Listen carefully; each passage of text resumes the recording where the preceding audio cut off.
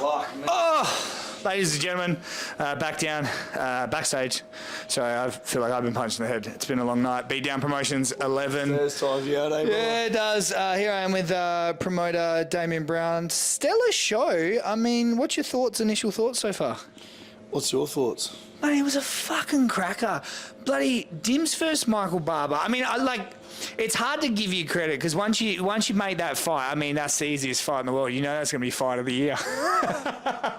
You know, this is the thing that you should give me credit for is that the fight landed on my card. That is very true. I'm sure that fight was meant to be on many cards. And the title fight, I mean, what was your thoughts on Marwan Rahiki, Gabriel Schlupp? Like, where do you think Marwan's sort of hype sits? Well, I mean, like, the guy was 5-0 with 4 knockouts in the first round and a 4th round guillotine, which, you know, we all missed because of the stream. But he's 5-0 with 5 finishes, and he should have come in as a massive favourite. But Gabriel Schlupp came to fight. He was in good nick. He looked great at the weigh-ins. He looked good at training. And tonight, like, I've got to say, like, in the second round, I thought he was finding his rhythm. And that teep kit changed everything. Yeah, he was touching Marwan too, and even Marwan admitted that he got hit in, like, cracked him in the eye. The knuckle got into the eye a little bit, and he was worried that he might have got out of there. So I think Gabriel was definitely like, you need that dance partner. But in terms of, because Gabriel's legit, but where do you think Marwan goes long term? Well, I mean, it's pretty obvious, right? He's going to follow his teammate, George Mangos, who also fought on Beatdown. And probably go to the Contender Series or UFC or something like that. I mean, that's obviously the goal. 6-0, 6 finishes. He should land on a Contender Series fight. I think the real thing is, like, he's been pretty active. Does he need the rest? Or is he good to go? I don't know, I mean, yeah, it's like, it was a tough fight. Was it 2 rounds, but it was a tough fight. And then the Sam Kikembo fight was 4 rounds. So it's like, but UFC, you know that. Like, if they offered you a good fight right now, you'd do it.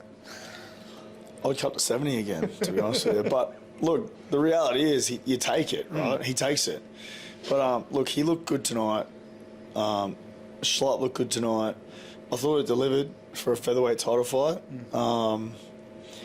And look, I'm happy with it, you know. And of course, we've talked about the co-main. I mean, fight of the night. I mean, I know you're not giving out awards or anything, but where do you think that sits in terms of beatdown history? Look, we don't really announce awards, but, you know, the guys did pretty good, eh?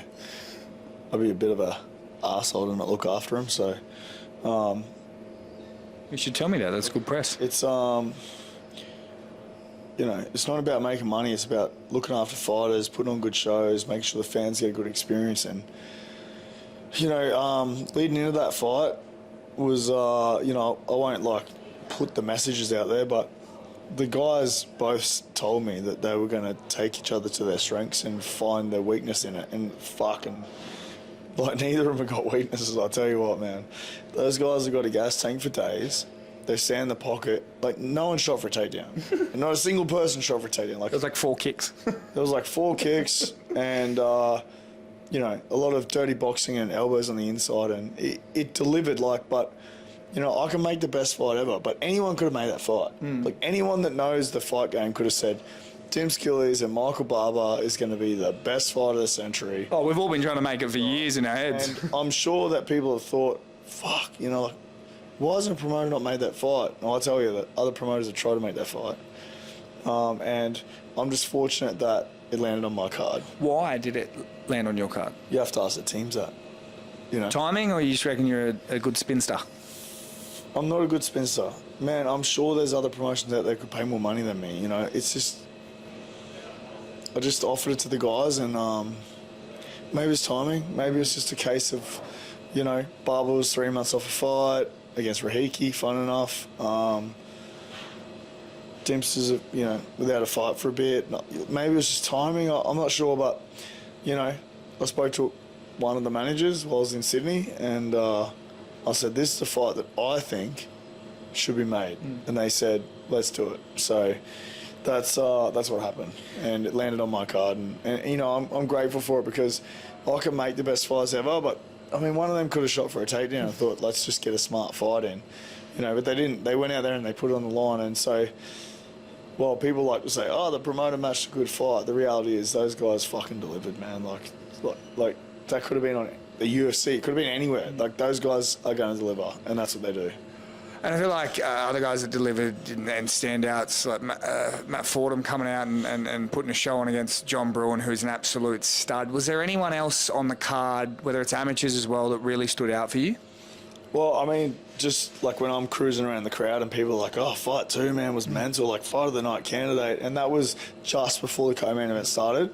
You know, those amateurs punched on, man. Like, they were gassed at the end of it, and they really put it on the line. So, you know, you got to kind of, like, from a fight of the night perspective, you sort of got to give it to fight 2. But, you know, I don't know, sometimes, like, you can match the best fights going around and you get knockouts and submissions, and you can match the best fights going around and you get, like, a ton of decisions like tonight. And, you know, it just is what it is. But obviously, we had some good fights tonight. We had guys that wanted to deliver, and you know, they did that from bottom to top.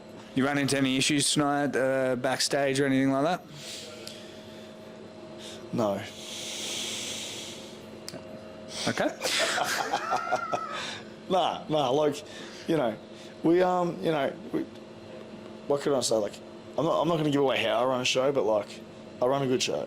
I'm like, you know, I wasn't like not in the industry and became a, you know, just became a fighter, or just fought at a few PCYCs and become a fighter. Like, man, I've been there, I've done it. I've been everywhere. You know, like, I don't have the budget of a Cage Warriors, or I probably fucking don't have the budget of an Eternal. Like, I don't have the budget of the UFC, but, you know, I know what fighters want, and I know what fans want, and I know what I want as a promoter and a coach. And I feel like that's an invaluable experience. And I'm not going to get every fight I want, right? Eternal and Hex are going to get the fights that this country deserves based on the fact that I can't afford it. But the reality is, the ones that I can will deliver, and the fighters that fight on my show always walk away and love it. And that's all I really give a shit about.